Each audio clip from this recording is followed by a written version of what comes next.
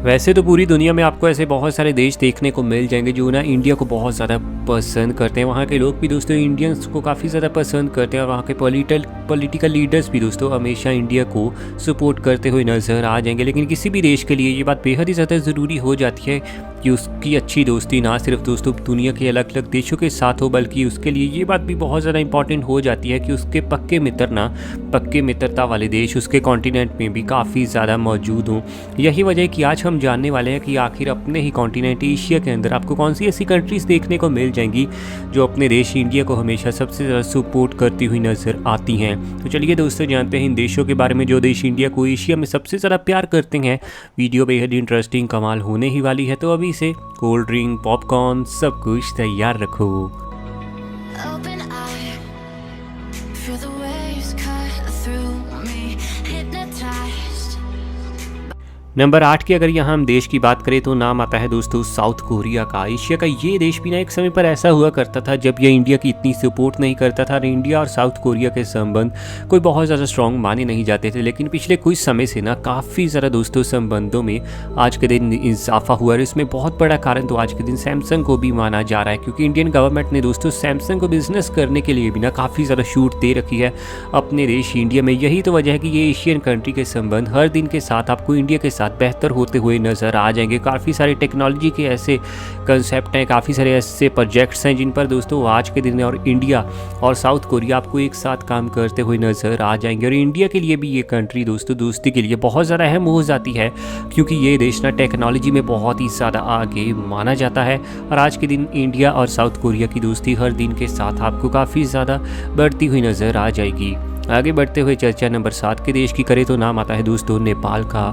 हमारा काफ़ी ज़्यादा ये पड़ोसी देश, कई बार इसके साथ दोस्तों पॉलिटिकल पार्टीज़ के संबंध अक्सर आपको थोड़े ख़राब होते हुए नज़र आ जाएंगे। लेकिन अंदर की सच बात ये भी है कि नेपाल और इंडिया की दोस्ती आज से नहीं बल्कि हिस्टोरिकल समय से ही चलती आ रही है।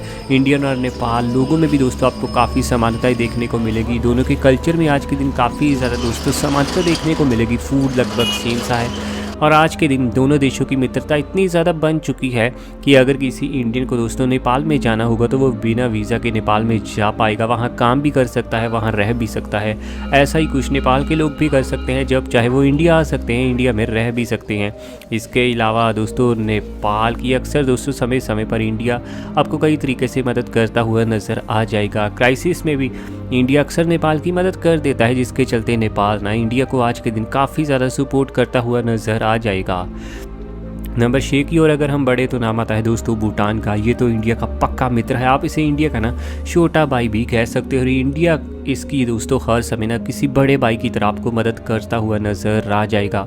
इंडिया अक्सर दोस्तों भूटान की मिलिट्री को ना ट्रेनिंग देता हुआ भी नज़र आ जाएगा। और भूटान के ऊपर अगर कोई देश हमला करना चाहे तो उससे पहले इंडियन मिलिट्री के साथ फाइट करनी होगी। कुछ इस तरीके से दोस्तों इंडिया अपने इस पक्के दोस्त अपने छोटे भाई का ध्यान रखता हुआ भी नज़र आता है। यही वजह है कि हर मसले में, चाहे वोटिंग की बात हो तो चाहे दोस्तों और कोई भी मसला हो, भूटान ये देश ना अक्सर आपको इंडिया का साथ देता हुआ ही हर मामले में नज़र आने वाला है। आज के दिन दोस्तों भूटान हर चीज़ के लिए, चाहे पेट्रोलियम की बात हो तो चाहे गैस की बात हो, हर चीज़ के लिए आपको इंडिया के ऊपर ही डिपेंड रहता हुआ नज़र आ जाएगा। और इंडिया और भूटान की दोस्ती हम चाहेंगे आगे भी दोस्तों ऐसी ही कई सालों तक लंबी चलती रहे। नंबर 5 की ओर अगर हम बढ़े तो यहाँ पर दोस्तों नाम आता है यूनाइटेड अरब अमीरात का।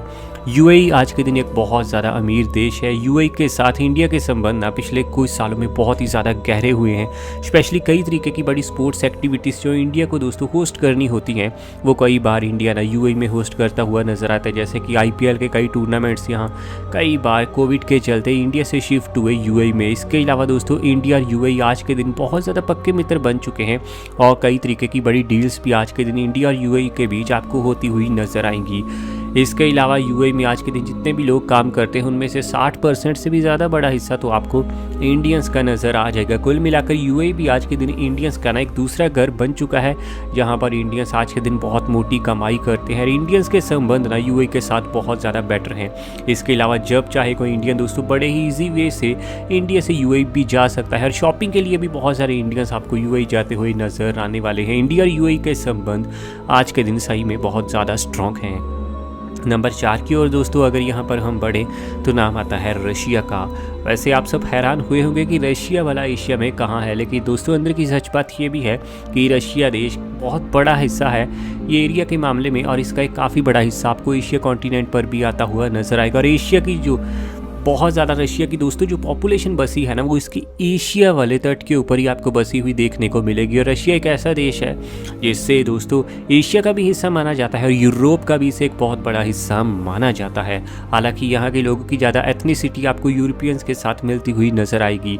इंडिया और रशिया की दोस्ती को भला दोस्तों कौन नहीं जानता, हिस्ट्री में भी दोनों की दोस्ती पक्की रही थी। 1971 में भी रशिया ने जिस तरह इंडिया का साथ दिया वो कोई अच्छा भाई ही अपने भाई के लिए कर सकता है। इस तरीके की मदद रशिया ने हमेशा इंडिया की है। और अभी जब दोस्तों रशिया यूक्रेन की वॉर भी चल रही थी तो हर मामले में इंडिया ने रशिया का साथ दिया और इंडिया भी कभी रशिया के खिलाफ नहीं बोला। यही वजह कि आज के दिन इंडिया और रशिया की दोस्ती लगातार और भी ज़्यादा आपको बढ़ती हुई नज़र आ जाएगी। आगे बढ़ते हुए चर्चा अगर दोस्तों यहाँ पर हम नंबर 3 के देश की करें तो नाम आता है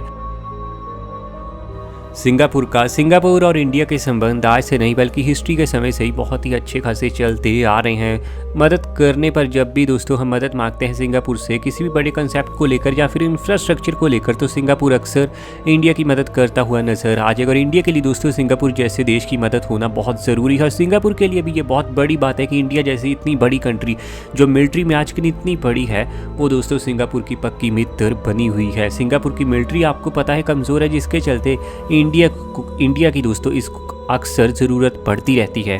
इसके अलावा दोस्तों सिंगापुर हर चीज़ में आपको टॉप नॉच काम करता हुआ नजर आएगा। यही वजह है कि आज के दिन इंडिया में जितने भी रोड नेटवर्क्स का काम या फिर इंफ्रास्ट्रक्चर का काम हो रहा है, उनमें से काफ़ी चीज़ों पर दोस्तों इंडिया सिंगापुर से ही आपको काम करवाता हुआ नजर आ जाएगा। यही वजह है कि आज के दिन दोनों की दोस्ती बड़ी तेज़ी से बढ़ रही है। और एशिया का ना ये एक बहुत बड़ा फ्रेंडशिप ड्यू है।